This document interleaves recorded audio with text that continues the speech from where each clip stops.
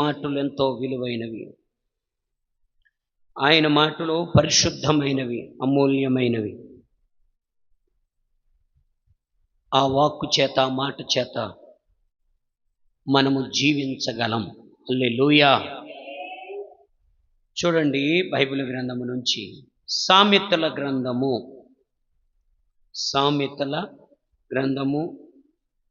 23వ అధ్యాయం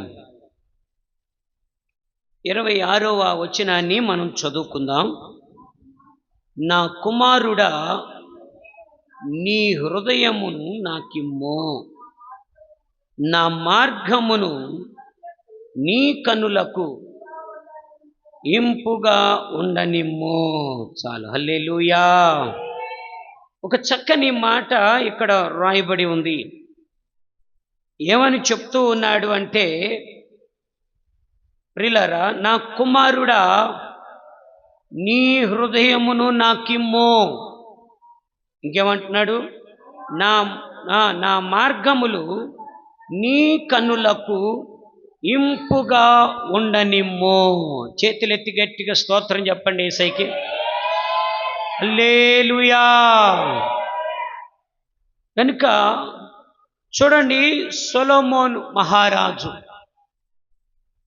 ఈ మాటల్ని తెలియజేస్తూ ఉన్నాడు.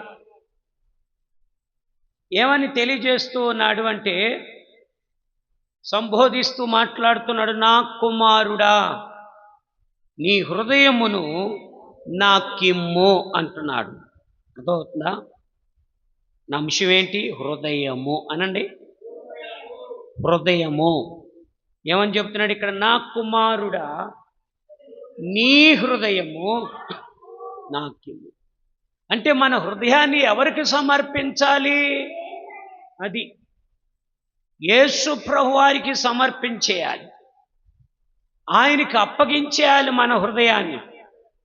ఎందుకని హృదయాన్ని ఆయనకి అర్పించాలి, సమర్పించేసుకోవాలి అంటే, హృదయము మోసకరమైనది, అది ఘోరమైన వ్యాధి కలిగింది అని వాక్యం సెలవిస్తుంది. హృదయం ఏమైందంట? మోసకరమైంది. హృదయము నిన్ను మోసం చేస్తుంది. అందుకని ఈ మోసకరమైనటువంటి హృదయాన్ని మనం ఎవరికి ఇచ్చేయాలి? సొలొమోను ఏమంటున్నాడు? రచించాడు కదా, నా కుమారుడా, నీ హృదయము అని దేవుడే ఆయన ద్వారా మాట్లాడుతున్నాడు. హల్లెలూయా. అందుకని మన హృదయాన్ని దేవుడికి ఇచ్చేయాలంట. ఎవరో హృదయాన్ని దేవుడికి ఇస్తారో, నా మార్గములు నీ కన్నులకు ఇంపుగా ఉండనిమ్ము. చూడండి, ఎవరు హృదయాన్ని దేవుడికి ఇస్తారో, యేసయ్య మార్గం అంట వారి కన్నులకు ఇంపుగా ఉంటుందంట. అంటే ఇంపుగా అంటే ఇష్టముగా అనండి. స్తోత్రం చెప్పండి. హల్లెలూయా. ఆయన మార్గం మనకి ఎలా ఉండాలంట? ఇంపుగా అంటే ఇష్టంగా ఉండాలి మన కన్నులకి. ఆయన మార్గము మన కన్నులకు అందముగా ఉండాలి. ఆయన మార్గము మన కన్నులకు ఇష్టంగా ఉండాలి. ఆయన మార్గము మన కన్నులకు, అర్థమవుతుందా, ఎలా ఉండాలంట? ఇంపుగా ఉండాలి. స్తోత్రం చెప్పండి గట్టిగా. హల్లెలూయా. అలా ఉండాలి. ఎవరికి ఉంటుందంటే ఆయన మార్గము ఇంపుగా, ఇష్టంగా, అందంగా. అర్థమవుతుందా? ఎవరికి ఉంటుంది? చెప్పండి ఒకసారి, ఎవరికి ఉంటుందో మీరు? ఎవరు హృదయాన్ని ఆయనకిస్తారో, హృదయాన్ని ఆయనకిస్తారో, ఈ అంతరంగాన్ని ఆయనకి ఎవరైతే ఆయనకిస్తారో, ఈ అంతరవాణి ఎవరు ఆయనకి సమర్పించేస్తారో, ఈ హృదయములో నీకు దేనికి చోటు లేదు, నా యేసుకే అని ఎవరైతే అనుకుంటారో, ఈ హృదయములో ఇంకా దేనికి ప్లేస్ లేదు, ఆయన మాటలకి, ఆయన వాక్యానికి స్థానం ఉందని ఎవరైతే అనుకుంటారో, అర్థమవుతుందా? ఈ హృదయములో పరిశుద్ధతకే చోటు, నీతికే చోటు, యేసయ్యకే చోటు. అర్థమవుతుందా?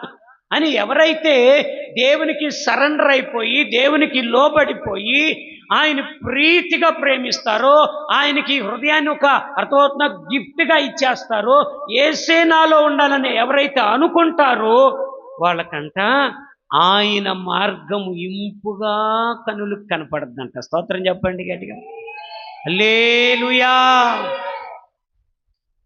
ఈ హృదయాన్ని దేవునికి ఇవ్వని వారు, దేవునికి సమర్పించని వారు, ఈ హృదయములో దేవుని మాటలే యేసే ఉండాలి అని అనుకోకుండా ఉన్న వారికి దేవుని మార్గము ఎలా ఉంటుంది? వాళ్ళకి కష్టంగా ఉంటుంది. ఎలా ఉంటుంది? కష్టంగా, ఇబ్బందిగా, అర్థమవుతుందా? కొంచెం క్లిష్టంగా పరిస్థితిగానే ఉంటుంది. సన్నిధికి రావాలంటే కొంచెం ఏమవుతారు? వాళ్ళు ఇబ్బంది పడుతూ ఉంటారు, బిడియ పడిపోతూ ఉంటారు. కొంతమంది అయితే ఎందుకని బిడియ పడిపోతారు, ఇబ్బంది పడిపోతారు? కష్టంగా ఉంటుంది, ఇబ్బందికరంగా ఉంటుంది. అది ఈ అంతరవాణి యేసయ్యకి సమర్పించలా. స్తోత్రం చెప్పండి గట్టిగా. నిజంగా ఈ అంతరంగం అర్థమవుతుందండి. ఈ అంతరవాణి హృదయము అర్థమవుతుందా?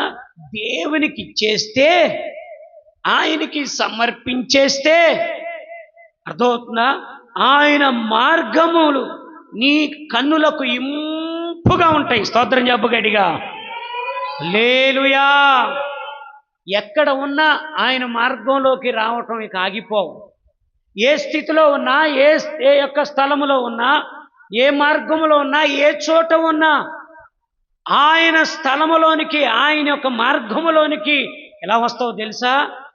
ఇష్టంగా వచ్చేస్తావు. స్తోత్రం చెప్పండి గట్టిగా. బలవంతం ఉండదు, దౌర్జన్యం ఉండదు, కష్టతరం ఉండదు, ఎవరో చెప్పక్కర్లా, ఎవరో నూరిపోయక్కర్లా. నీ యొక్క హృదయము దేవునికి ఇచ్చేసావు గనక ప్రియుడు దగ్గరికి వచ్చినట్లు వస్తావు. స్తోత్రం చెప్పు గట్టిగా. యేసు ప్రభు దగ్గరికి ఎట్లా వస్తావంట? ఒక ప్రియుడు దగ్గరికి వచ్చినట్లుగా వస్తావు. నీ హృదయాన్ని యేసుకి ఇస్తే, నీ అంతరంగాన్ని, అంతరవాణిని దేవునికి సమర్పిస్తే, ఇంకో మాట, నీ మనస్సాక్షిని ప్రభుకు అర్పిస్తే, నువ్వు ఆయన మార్గము నీ కన్నులకు ఇంపుగా ఉంటుందంట. స్తోత్రం చెప్పండి గట్టిగా. ఇవ్వలేదనుకోండి కష్టంగా ఉంటుంది. దేవుని సన్నిధికి కనబడవు, దేవుని బిడలకి కనబడవు, దేవుడికి కనబడవు. అలా ఉంటావు. ఎందుకని? అది మొదట ఈ మనస్సాక్షి, ఈ యొక్క అంతర్వాణి, ఈ హృదయము దేవుడికి ఇవ్వాల, ఆయనకి సమర్పించాల. సమర్పించని వారు ఆయన మార్గం నుండి వేరుగా ఉంటారు. సమర్పించని వారు దేవునికి దూరంగా ఉంటారు. సమర్పించని వారి హృదయాన్ని దేవునికి సమర్పించని వారు, అర్థమవుతుందా? సమర్పించని వారు ప్రియులారా ఆయన సన్నిధికి దూరంగా ఉంటారు. యేసయ్యకి ఈ యొక్క హృదయాన్ని సమర్పించని వారు ఆయన వాక్యానికి, ఆయన మార్గానికి, ఆయన మందిరానికి దూరంగా ఉంటారు. స్తోత్రం చెప్పండి గట్టిగా, హల్లెలూయా. ఈ రాత్రి దేవుని వాక్యం వింటున్న వారిలారా, నీ హృదయము అర్థమవుతుందా? నీ హృదయము నా యేసుకి ఇచ్చుదువుగాక. చెప్పు గట్టిగా, హల్లెలూయా. అందుకని సొలొమోను మహారాజు ఏమంటున్నాడో తెలుసా? నా కుమారుడా, నీ హృదయము నాకిమ్మో అని దేవుడు సొలొమోను ద్వారా రాయించాడు. ఎవరైతే హృదయాన్ని ఇస్తారో వాళ్ళు ఆయన మార్గములోనే ఉంటారు. ఆయన మార్గం ఎలాంటిది? నేనే మార్గం, నేనే సత్యం, నేనే జీవం. నేనే అంటే ఎవరు? అది యేసే మార్గం, యేసే సత్యం, యేసే. స్తోత్రం చెప్పండి గట్టిగా. ఈ లోకములో ఏ మార్గములో, అర్థమైందా? ఏ మార్గములో సత్యము లేదు, జీవము లేదు. ఏ మార్గంలో, ఏదైనా మార్గంలో ఉందో సత్యం? ఏ మార్గములో సత్యము లేదు, ఏ మార్గములో జీవము లేదు, యేసు మార్గములోనే ఉంది. హల్లెలూయా. ఆ సత్యము, ఆ జీవము అనుభవించాలి అంటే ఈ హృదయాన్ని యేసుకు సమర్పించాలి. స్తోత్రం చెప్పు గట్టిగా. చూసావా? అందుకనే ప్రభుకి సమర్పించేవారిగా హృదయాన్ని ఉంటే ఆయన మార్గం నీకు ఇంపుగా ఉంటుందంట, నీ కనులకు ఇంపుగా ఉంటుందంట ఆయన మార్గం. అర్థమవుతుందా? అందుకని హృదయాన్ని ఇచ్చి ఆయన మార్గములో నడిచేవారిగా ఉండాలి. హల్లెలూయా. ఏమిచ్చి? హృదయాన్ని ఇచ్చి. కొందరు అనుకుంటారు, నేను దేవుడికి కానికేసేగా, నేను దేవుడి చర్చిలో మందిరంలో ఫ్యాన్ వేసేగా, అవునా కదా, మందిరంలో ఒక బల్లేసేగా, దేవుడికి నేను అవునా కదా ఆ గేట్లు ఇచ్చేగా, తలుపులేసేగా, కుర్చీలేసేగా, దేవుడికి అయ్యి ఇచ్చా ఈ ఇచ్చా అనుకుంటారు. వస్తువులు అడగట్లా ఆయన, మొదట ఆయన అడిగేది నీ హృదయాన్ని. స్తోత్రం చెప్పు. కొంతమంది అయితే మనుషుడిగా దేవుని సన్నిధికి వస్తారు, కానీ వాళ్ళ హృదయం ఎక్కడెక్కడో తిరుగుతుంటుంది. స్తోత్రం చెప్పండి. దేని చుట్టూ తిరుగుతుంటుంది, మరొక చోట తిరిగి వస్తూ ఉంటుంది. అసలు నీ హృదయం యేసుకు సమర్పిస్తే, దేవునికి ఇచ్చేస్తే, అవునా కదా, ఆయనకు అప్పగిస్తే, సమర్పించేసుకుంటే, నా హృదయము నీకే ప్రభువా, ఈ హృదయములో మరేమి నేను చోటు దేనికి ఇవ్వను ప్రభు అని అర్పిస్తే యేసే ఉంటాడు. స్తోత్రం చెప్పగట్టిగా. హల్లెలూయా. ఇంకా ఆయన నీలోకి వస్తాడు, నువ్వు ఆయనతో ఏకమైపోతావు. నీకు ఇద్దరు ఏకమైపోతే ఎంత ఆశీర్వాదము.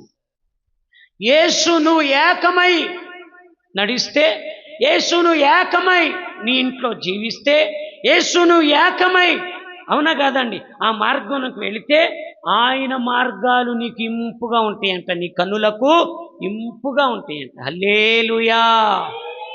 అందుకని ప్రభు మార్గములో నడిచేవారిగా ఉండాలి.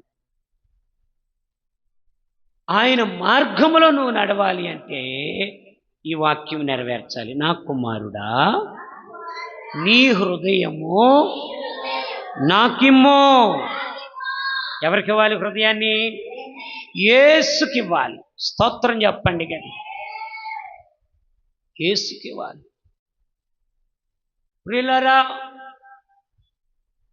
ఒక నదిలో మొసలు తిరుగుతూ ఉండేదంట.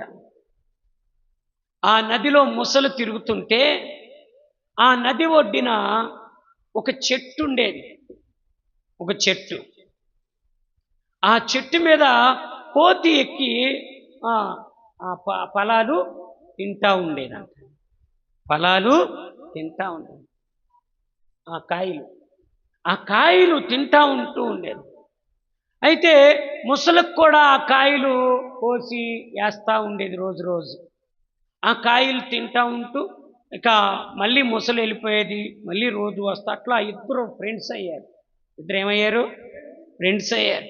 అలాంటి టైంలో ఒక రోజున ముసలి వెళ్ళి తనతో ఉండే ముసలికి, అంటే తన భార్య ఉంటుంది కదా ఆడ ముసలి, ఆ ముసలికి చెప్పిందంట, నేను రోజు చక్కని కాయలు తింటున్నాను, ఒక కోతి ఆ కాయలు నాకు చెట్టు మీద నుంచి ఇస్తూ ఉంటుంది, నేను తింటే ఎంతో రుచికరంగా ఉంటాయని ఒకరోజు పట్టుకెళ్ళింది.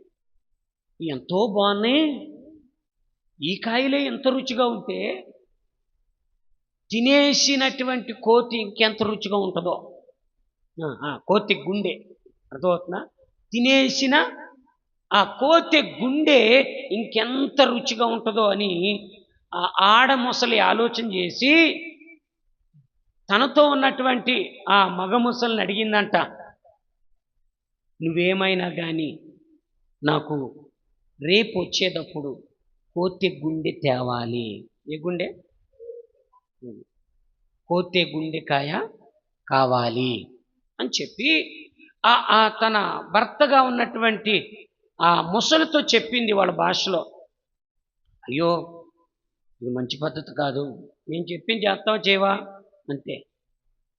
మొత్తానికి ఊకొట్టింది. సరే వచ్చింది. సమయానికి ఆ చెట్టు దగ్గరికి వచ్చింది. నదిలో వచ్చిన తర్వాత చక్కగా కాయలు ఇచ్చింది, అన్నీ బాగుండే, తింది. అప్పుడు అడిగిందంట, కోతి గారు, ఒకసారి నా భార్య నిన్ను చూడాలని ఉంది. అవునా కదా? నిన్ను చూడాలని ఉంది. మంచి విందు నీకు ఏర్పాటు చేసింది. ప్రతిరోజు రుచికరమైన కాయలు ఇస్తుంది కదా, ఎంత బాగున్నాయో. ఎంతసేపు ఇచ్చేటువంటి ఫలాలు, ఆమె ఇచ్చే ఫలాలే తినేటి కాకుండా కోతి గారికి కూడా మనం మంచి విందు పెడదాము, నువ్వు తీసుకురా అని ప్రేమతో చెప్పింది. నువ్వు రావాలి మరి అని చెప్పి అడిగింది. మొత్తానికి కోతే నమ్మింది, సర్లే అనుకుంది. మరి నేను ఎట్ట రాగలను అంటే, నేను నా మీద కూర్చో, నా పైన నేను తీసుకెళ్తాగా, నా వీపు పైన ఎక్కువ కూర్చో, నేను తీసుకెళ్తాగా, మరలా మాట్లాడి మీరు భోజనం చేసి తిరిగి వచ్చేద్ద కానీ నేను ఇక్కడికి తీసుకొచ్చి దింపుతాను, నా మీద ప్రేమ దయ ఉంచి చక్కగా మీరు రావాలి అంటే కోతి నమ్మి సర్లే అని దిగి మీద కూర్చుందంట. తీసుకుని వెళ్ళింది. ఆ మధ్యదారిలోకి వెళ్ళిన తర్వాత, నది మధ్యలోకి వెళ్ళిన తర్వాత అసలు విషయం చెప్పిందంట. ఏమని? నీ గుండికాయ నా భార్య అడిగింది, నీ గుండికాయ కావాలి కోతి అంటే, అరేరే భలే పని చేసావు, నువ్వు ముందు చెప్పినా బాగుండేది కదా. అవునా కదా? నువ్వు ముందు అడిగినా బాగుండేది. ఏమైంది? నా గుండె చెట్టు మీద తగిలిచ్చి వచ్చాను, అది చెప్తే తీసుకుని వచ్చేవాడిగా అని చెప్తే భలే పని అయింది. అక్కడ పెట్టావా? మరి అక్కడ పెట్టాను కదా, అది తేవాలి. మరి తిరుగు, మళ్ళీ నీ భార్య బాధపడుతుంది, ఉప్పు చేతులు తేలితే ఎలా? మొత్తానికి ముసలి వెనక తిరిగింది. ఎప్పుడు వస్తుందో అంచు ఎగురు దూగుదామని చూస్తుంది కోతి. ఆ అంచు దగ్గరికి రాగానే ఎగిరి దూకేసిందంట. చూసావా? ఏంటి? నా గుండెకాయ కావాలి నీకు, అవునా? వెళ్ళరా. చూసావా? వెళ్ళరా. చూడండి, ప్రేమగా ఏదో వస్తుందని కాయలు ఇస్తే ఏ కాయ అడిగింది? నిజమా? మంచి కాయలు ఇస్తుంటే రోజు రోజు తింటుంది. తన భార్యకు పట్టుకెళ్ళింది. తినేసి ఆమె ఏం కోరిందో తెలుసా? చక్కని కాయలు తినకుండా గుండెకాయ అడిగింది, కోతి గుండెకాయ. నిజమండి ప్రియులారా, ఎంత మోసం చేసిందో. తెలివిగా ఉంది కోతే, వెనుదిరిగి బయటికి వచ్చేసింది. నా కుమారుడా, నీ హృదయము నాకిమ్మో. అవునా కదా? ఎవరైతే దేవునికి హృదయాన్ని ఇస్తారో, అర్థమవుతుందా, వారంట ఆయన మార్గములు వారి కన్నులకు ఇంపుగా ఉంటుంది. స్తోత్రం చెప్పండి గట్టిగా, హల్లెలూయా. కానీ దినాల్లో ప్రభుకి ఇవ్వలేకపోతున్నారు. ఏమండి? సాతాను ఉచ్చులోబడి హృదయాన్ని అపవాదికి ఇచ్చేస్తున్నాడు. అపవాది మోసం చేస్తున్నాడు, అంతే, మోసగాడికి లోబడిపోతున్నారు. అందుకనే కోతిలాగా తెలివిగా ఉండాలి. స్తోత్రం చెప్పండి గట్టిగా. మీ గుండె ఏసుకిచ్చుదువుగాక. ఏసుకిస్తావా లేకపోతే ముసలు అడిగినట్లుగా దేయాలకి ఇస్తావా? ఏసుకివ్వాలి నీ గుండెను. అవునా కదా? గుండె చప్పుడంతా యేసు యేసు అనాలి, నీ చూస్తే నా మనసు తిరుగుతూ ఉండాలి. గుండె చప్పుడంతా యేసు యేసు అనాలి, నీ చూస్తే నా మనసు తిరుగుతూ ఉండాలి. గడియారములో ముళ్ళు తిరుగునట్లుగా ఎంతో నీ చుట్టూ పడండి. రములో ముళ్ళు తిరుగునట్లుగా మనసెంతో నీ చుట్టూ తిరగాలి.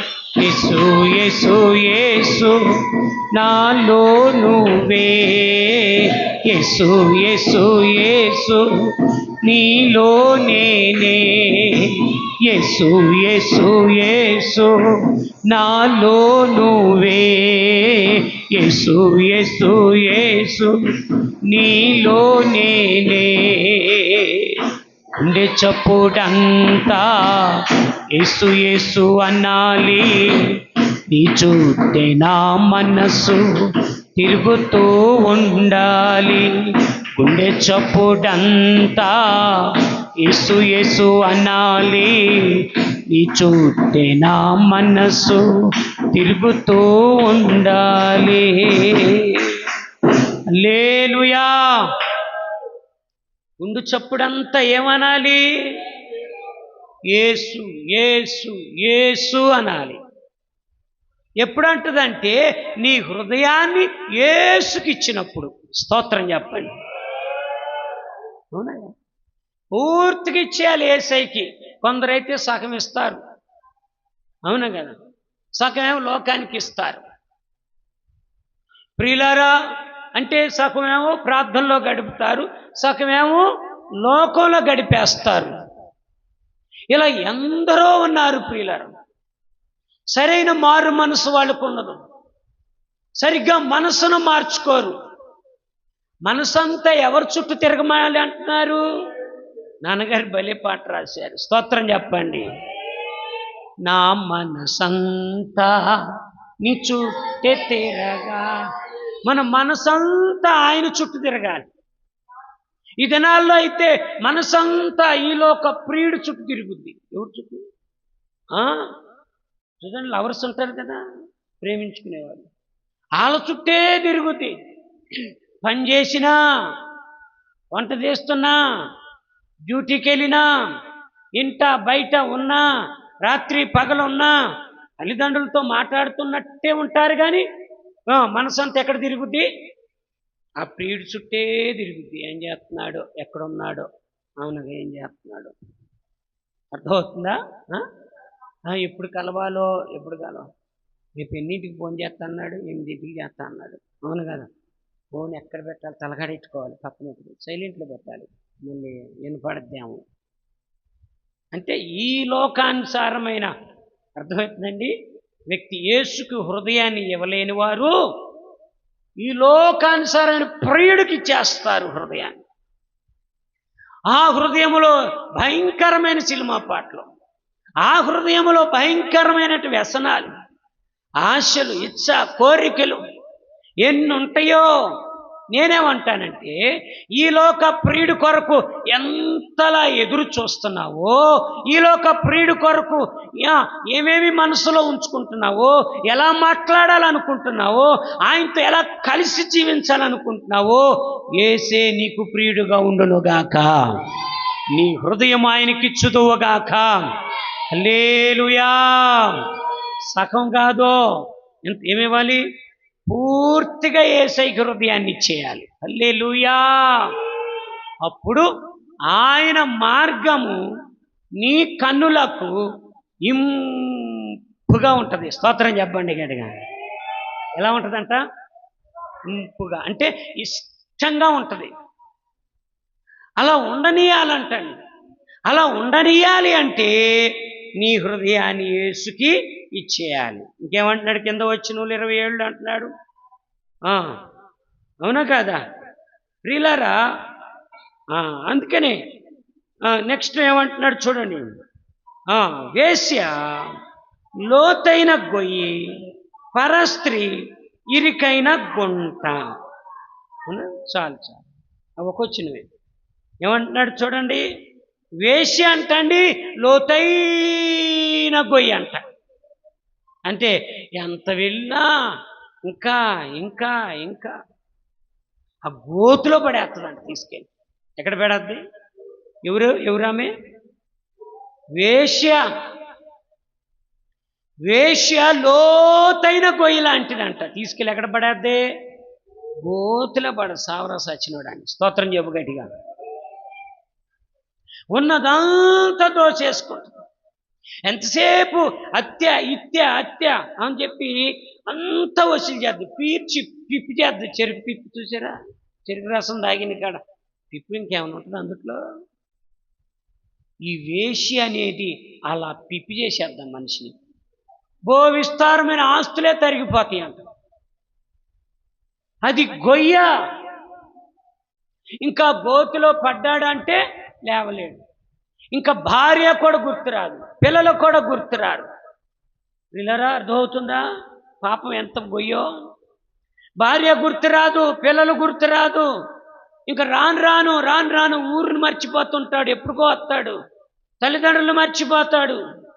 అయ్యో అప్పుడప్పుడన్న ప్రార్థనకి వెళ్ళేవాడు, ఇక దేవునికి లోబడడు, ఆయన మార్గానికి రాడు. హృదయము వేషికి చేశాడు. అది లోతైన గొయ్య. హృదయము అర్థమవుతుందా? ఆ వేషికి చేశాడు. అందుకని ఏమంటున్నాడు అంటే, వేశ్య లోతైన గొయ్య, పరాయి స్త్రీ ఇరుకైన గుంట అంటండి.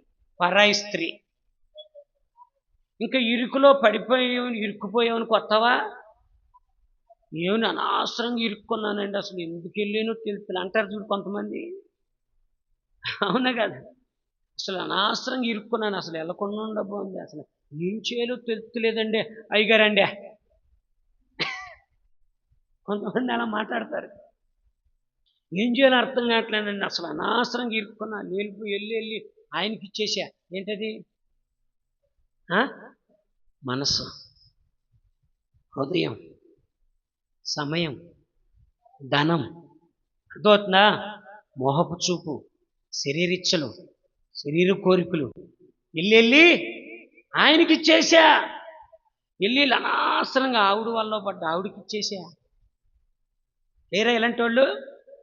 అందుకే రాశాడు జ్ఞానంతో ఈ మాటల్ని. చూసావండి, వేశ్య లోతైన గొయ్య, పరస్త్రీ ఇరుకైన గుంట. ఇరుక్కుపోయాను, రాలేకపోతున్నాను. అయ్యో ఎవరు నన్ను లాగుతారు దీంట్లో నుంచి? ఎవరికని చెబితే అవమానం, ఎవరికని చెబితే చిగ్గుసేటు, ఎవరికని చెబితే అయ్యో ఏం చేయాలో అర్థం కావట్లా, దీంట్లో నుంచి నేను ఎలా బయటకు రావాలి? ఈ దినాన 2 ఫ్యామిలీల్లో ఇరుక్కుపోయి రాని మగాడి బోల్డ్ మంది బయటికి రాలేకపోతున్నారు. కుడుతులో పడిన ఎలుకలే కొట్టుకుంటున్నారు. స్తోత్రం చెప్పు గట్టిగా, హల్లెలూయా. అందుకని యేసు ప్రభువారు మనల్ని ఎందుకు మార్చాడు తెలుసా? ఇలాంటి ప్లేసుల్లోకి వెళ్లకుండా, వేశ్య జోలికి వెళ్లకుండా, పరాయి స్త్రీలకి జోలికి వెళ్లకుండా నువ్వు ఉండాలి అంటే దేవుడు మాట్లాడుతున్న మాట, నీ హృదయము దేవుడికి చుదువుగాక, ఆయన మార్గము నీ కన్నులకు ఇంపుగా ఉండనిమ్మో. స్తోత్రం చెప్పు గట్టిగా. ఆయన మార్గం విషయంలో ఇసుకోబాక, ఆయన మార్గం విషయంలో గొనుక్కోబాక, ఆయన మార్గములో గడిపే విషయంలో, ఆయన సన్నిధానానికి వెళ్ళే విషయంలో, ఆయన ప్రార్థనా మందిరానికి వెళ్ళే విషయంలో సొనుక్కుని విసుక్కుంటూ బాధపడుకుంటూ వేదనతో ఆయన మందిరంలో గడిపితే నీకు మిగిలేది ఆశీర్వాదమా? ఆశీర్వాదమా? ఖాళీ సంచిలాగా ఉంటావు, అంతే. దీవెన ఉండదు. ఆయన మార్గములో విసుక్కోకుండా, గొనుక్కోకుండా, సొనుక్కోకుండా దేవుని మార్గములో నువ్వు వెళితే, నీ కన్నులకు ఇంపుగా ఉండనిస్తే, అర్థమవుతుందా? దేవుడు నిన్ను హెచ్చిస్తాడు. స్తోత్రం చెప్పండి గట్టిగా. దేవుడు నీ ప్రార్థన ఆలకిస్తాడు. స్తోత్రం చెప్పండి గట్టిగా, హల్లెలూయా. ఈ వేశ్య పరాయి స్త్రీ ఏం చేస్తారంటే, దోచుకొనువాడు పొంచి ఉండునట్లు అది పొంచి ఉండును. ఏం చేస్తుందంట? అసలు దోచుకునేవాడు ఎలా పొంచి ఉన్నటువంటి కాసు కూర్చుంటాడో, ఈ లాలం చేసే అమ్మాయి వేశ్య, ఈ పరాయి స్త్రీ, అవునా కదా, అలా నీ దగ్గర నుండి అదంతా దోసుకుంటుంది. ఏం దోసుకుంటుందమ్మా? నీ హృదయం దోసుకుంటుంది, నీ మనస్సు దోసుకుంటుంది, నీ బలం దోసుకుంటుంది. అర్థమవుతుందా? నీ ధనము దోసుకుంటుంది. ఇంకన్నీ దోచేసుకుని చివరాఖరికి ఏమన్నా కదండి, ఏదైనా బలహీనత ఏర్పడినప్పటికీ ఓపికంతా అయిపోయినాక పోరబ్బోడు మల్లయ్య అని మాటలు పలుకుద్ది. ఎంతమంది లోకములో ఇలాంటి వ్యసనముతో ఉన్న స్త్రీలు, ఇలాంటి వ్యసనముతో ఉన్న పురుషులు సంపాదించి, అవును కదా, ఆ బలాన్ని, ఆ ధనాన్ని, ఆస్తుల్ని సంపాదించి ఎలా ఉన్నారు? దోచుకుంటుంది అంటండి.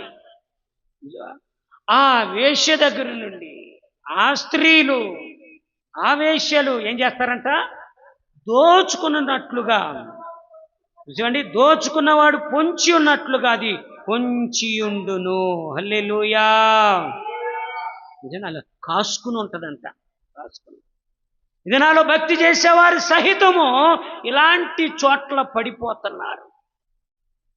పేరుకి ప్రార్థనే గాని వేశ్య దగ్గర పడిపోతున్నారు. ఇలాంటి వారు ప్రార్థన చేస్తున్నారు కానీ అర్థమైన పరస్త్రీల దగ్గర. పరస్త్రీ అంటే ఎవరేమే? ఈయన భార్య కాదు,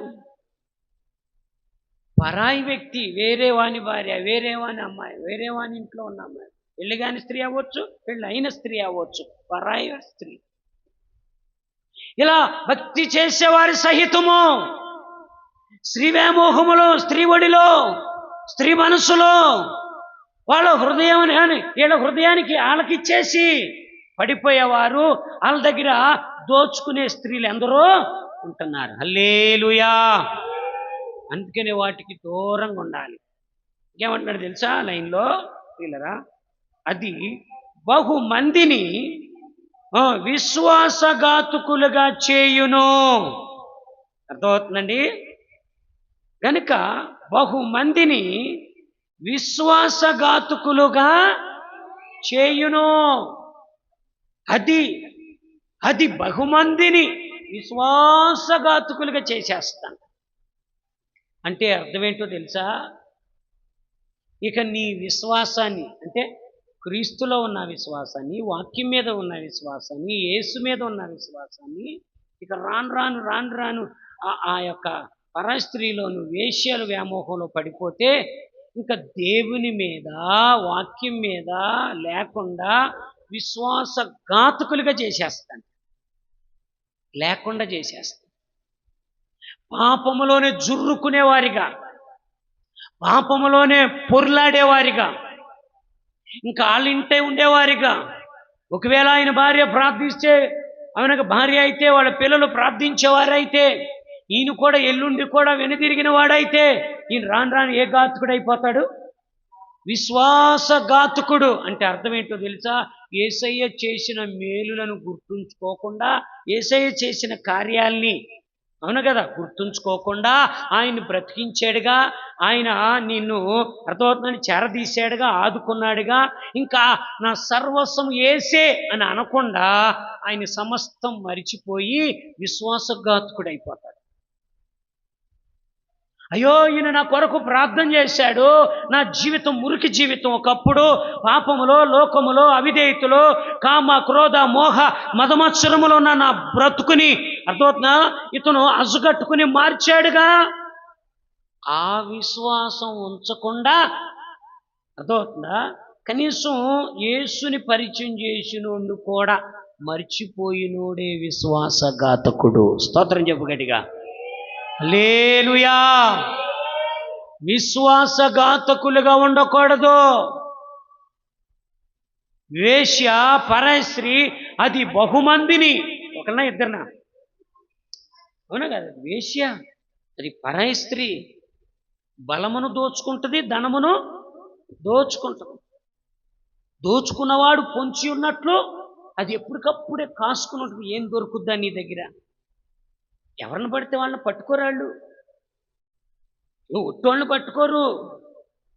ఏళ్ళకి బాగా 4 ఉంగరాలు ఉండాలి, వేళ్ళలో చైన్స్ ఉండాలి, అన్నీ ఉండాలి, అందచందం కలిగి నీ దగ్గర నుంచి ఏమి రాబట్టాలని దోచుకుంటాకి చూస్తారు వాళ్ళు.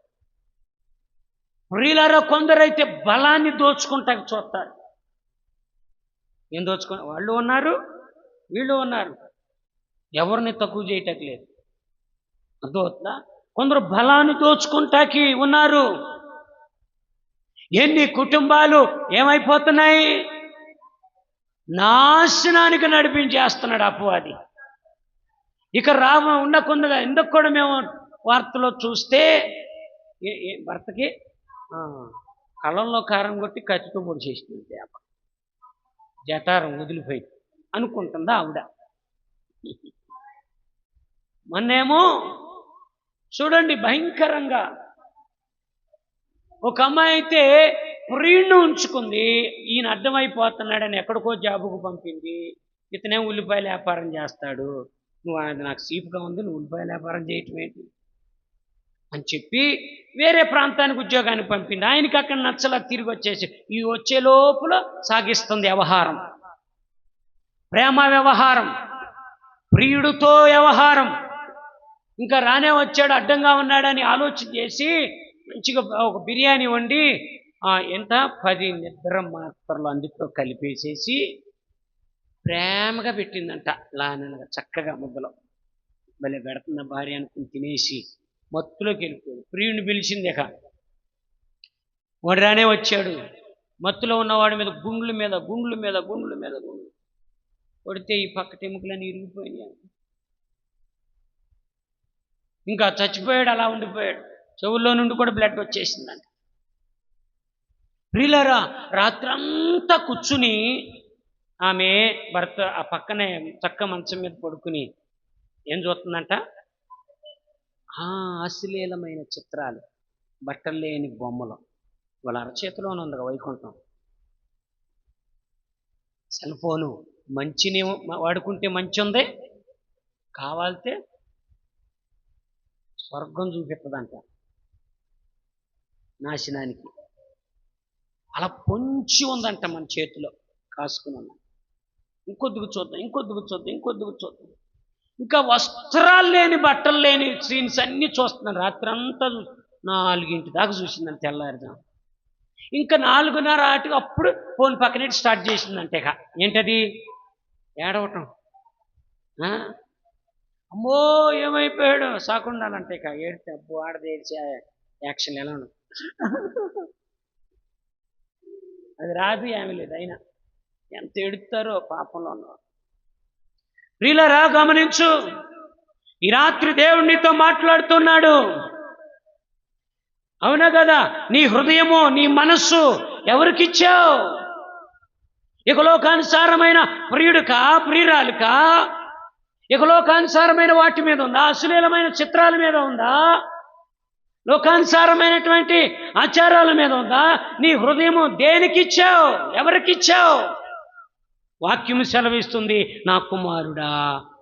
ఇంకో మాట, నా కుమారి, నీ హృదయమో నాకిమ్ము. స్తోత్రం చెప్పండి గట్టిగా. నిజమండి, ఎంత నాటకం ఆడేసింది ఆవిడ. నిజమే కావాలనుకున్నామే, తర్వాత ఏంటి తేడా వస్తుంది, ఇలా ఉంది, లాభం లేదు, పోలీసులకు చెప్పండి, అసలు విషయాలు బయట తేలుతాయి, గొడవలు అవుతున్నాం మేము విన్నాము అని ఇస్తే పోస్ట్ మార్టం వెళ్తే అది ఇలా కొట్టి చంపేశారని బయట తేలిపోయింది.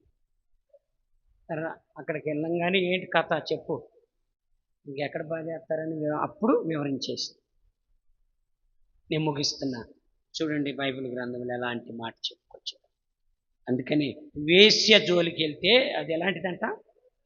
లోతైన గొయ్య, దాంట్లో పడేస్తాం. ఆ గోతులో పడిపోతే పైకి అస్సలు రాలేవు, దాంట్లో పడిపోతే రాలేవు. అది భయంకరమైన ఒక ఊబి లాంటిది కూడా అనుకోవచ్చు. స్తోత్రం చెప్ప.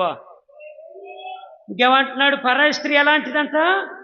ఇరుకైన గుంట, అసలు లాక్కోలేవు పీక్కోలేవు అన్నట్టు, రాలేవు, అందుట్లో ఇరుక్కుపోతుంది. ఇరుకైన గుంట,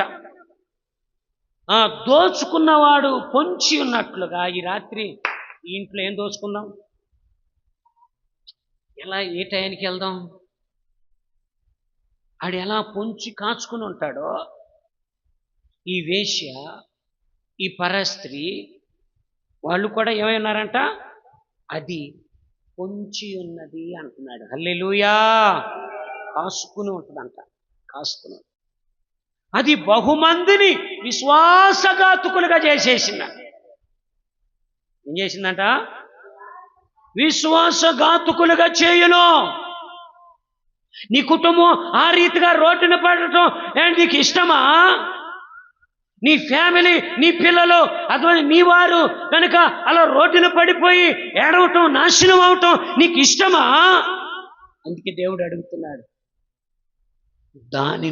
దాని జోలికి వెళ్లకుండా, దాంట్లో పడకుండా ఉండాలంటే ఏమివ్వాలి? నీ హృదయము దేవునికి ఇస్తే ఆయన మార్గం నీ కన్నులకు ఇంపుగా ఉండనిస్తే నీలో యేసు ఉంటాడు. స్తోత్రం చెప్పు గట్టిగా. మీ ఇంట ఆనందం ఉంటుంది. స్తోత్రం చెప్పు గట్టిగా. దేవుడు నిన్ను బ్లెస్ చేస్తాడు. హల్లెలూయా. అందుకని సొలొమోను విడమర్చేంత లోతుగా చెప్పాడు.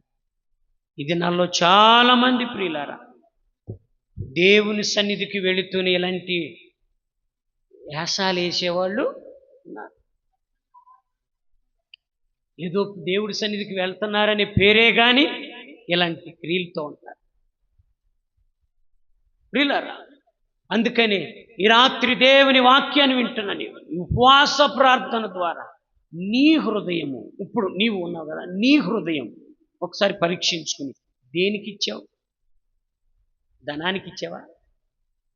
ధనమే నాకు ఇంపు, నా హృదయంలో ధనం ఉంది అని అనుకుంటే ధనం దేవుడా నీకు? ఒకవేళ అవునా కదా, నా సమయం అంతా సుఖానికి, దేనికంట? సుఖానికి, నీ శరీరము ఆశించినట్లుగా నీ శరీరానికి ఇచ్చేసి సమయాన్ని అర్థం సుఖానికి అప్పగిచ్చావా నీ హృదయాన్ని? ఇంక ఈరోజు నేను ప్రార్థనకి వెళ్ళలేను, ఏం వెళ్తాను అని బద్దకించి ఆగిపోవటం అంటే సుఖపడుతున్నావు అని అర్థం. దేనికి ఇచ్చావు నీ హృదయం? ప్రభుకన్నీ తెలుసు, ఆయన నిన్ను ఎరిగినవాడు ఆయన. అందుకనే వాక్యము చేత దేవుడు నీతో మాట్లాడుతూ ఉన్నాడు. ఈ టైంలో దేనికి ఇచ్చావో నీ హృదయాన్ని, నీ అంతరవాణిని, నీ మనస్సాక్షి, అవును కదా. కనుక ఒకవేళ పాడైపోయిందేమో, బ్రద్దలైనట్లుగా బ్రద్దలైపోయిందేమో, ఈ సమయంలో ఏం చేయాలి తెలుసా?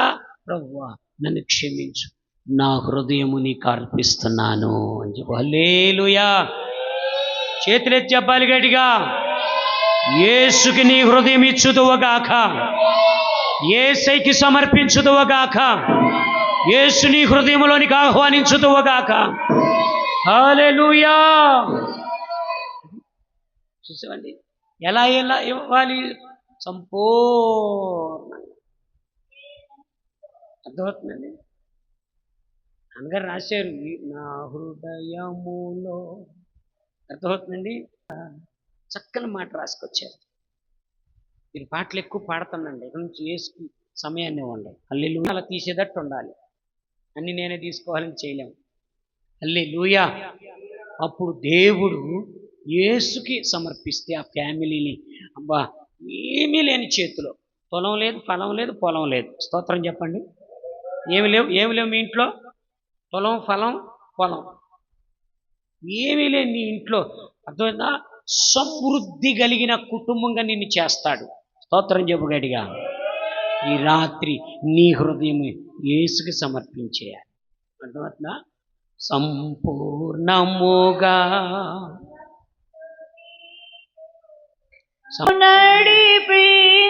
హృదయమేని ఆలయముగా ప్రతిష్ఠించుచున్నాను,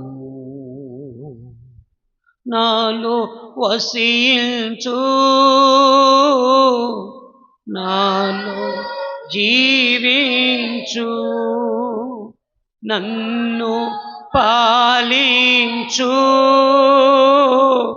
నన్ను నడిపించు, నాలో వసించు, నాలో జీవించు, నన్ను పాలించు, నన్ను నడిపించు, సంపూర్ణముగా నన్ను నీకు సమర్పించుచున్నాను. పూర్ణంగా ఇచ్చేయాలి.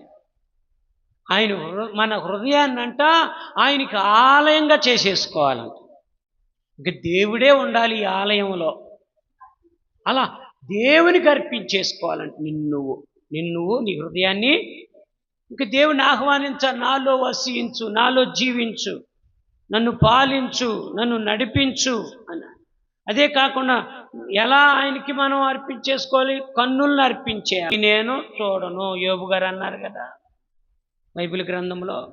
అలాగే నా కన్నులతో నీవే చూడు, దేవుని వేడుకోవాల. నా కన్నులతో నువ్వే చూడుము యేసయ్యా అని. ఇంకేమన్నాడు? చెవులతో ఏమి నేను వినను. వేయబడితే ఎన్నో సినిమా పాటలు ఎన్నో, సీరియళ్ళు ఎన్నో, తప్పుడు మాటలు ఎన్నో, అబద్ధాలు ఎన్నో, మోసాలు ఎన్నో. అలా నేను విన్నయని దేవుడికి చెవులు సమర్పించేయాలని. ఇంకేమిటి? నా పెదాలతో పలకను అంటున్నాడు. ఏది పలకను నా పెదాలతో, ఏది పడ అర్థమవుతుందా? ఇంకా నా హృదయంతో ఏమీ నేను తలను. అంతే. అసలు ఈ పాటల్లోనే ఎంత పరమార్థాలు ఉన్నాయో. హల్లెలూయా అలా సమర్పించుకుంటే నువ్వు యేసుతో ఉంటావు. అన్ని అవయవాల గురించి రాసుకొచ్చేసారు ఆ పాటలో. యేసయ్యకి ఇచ్చేసి పాడితే ఏడుపు కూడా వచ్చేది. ఈ పాటలో కన్నీరు వచ్చేస్తుంది. అప్పుడు నీ హృదయాన్ని దేవుడికి ఇవ్వగలుగుతావు. ఇంకా ఇవన్నీ అవయవాలన్నీ ఇస్తే అప్పుడు పూర్తిగా నువ్వు దేవుడికి ఇచ్చేసినట్టే. హల్లెలూయా. అప్పుడు యేసయ్య నీలోకి వచ్చేస్తాడు. ఇంకా ఆయన మార్గం నీ కన్నులకు ఇంపుగా ఉండనిస్తావు. స్తోత్రం చెప్పండి. ఉండనిమ్మో అన్నాడు. నువ్వే ఉండనిస్తావు. అప్పుడు ఏం చేస్తే ఆ పనిలో నువ్వు దీవించబడిపోతావు. హల్లెలూయా. నువ్వు ప్రార్థన చేస్తే కార్యాలు జరిగిపోతాయి. ప్రభువుని అడిగితే ఆయన ఇచ్చేస్తాడు. నీ కుటుంబం ప్రియులారా, అర్థమవుతుందా? ఇంకా అనాదిగానో, అనాలోచనగానో, లేకపోతే దరిద్రతలోనో, వాటిలో వీటిలోనూ భక్తిహీనతలో ఉండవు. దేవుడు అన్నిట్లో బ్లెస్ చేస్తాడు. హల్లెలూయా. కనుక ప్రభు ఈ మాటలు దీవించునుగాక. ప్రార్థన చేసుకుందాం. నా హృదయము ప్రభువా నీకే సమర్పిస్తానయ్యా. నా హృదయము నీకే అంకితం ప్రభువా. చెప్పు యేసయ్యతో. అయ్యా చెప్పు. తప్పుగా ఉండనిమ్ము అన్నాడు కదా. దేవుణ్ణి అడుగుదాం. అది నిన్ను విశ్వాసఘాతకులుగా చేసేస్తుంది. కొన్ని ధనమే కావచ్చు, ఇహలోకమైన ఇచ్చలే కావచ్చు, నిన్ను విశ్వాసఘాతకులుగా చేసేస్తుంది. అవి కూడా ఒక స్త్రీలాగానే పనిచేస్తాయి. ప్రార్థన చేయి, ప్రార్థన చేయి. చేతులెత్తు, మోకాళ్ళ మీద. దేవుడి హృదయం, దేవుడికి నీ హృదయాన్ని ఇవ్వగలుగుతావు. విరిగి నలిగిన హృదయం, మనస్సు దేవుడు అలక్ష్యము చేయడం అంటండి. ప్రార్థన చేయి, ప్రార్థన చేయి.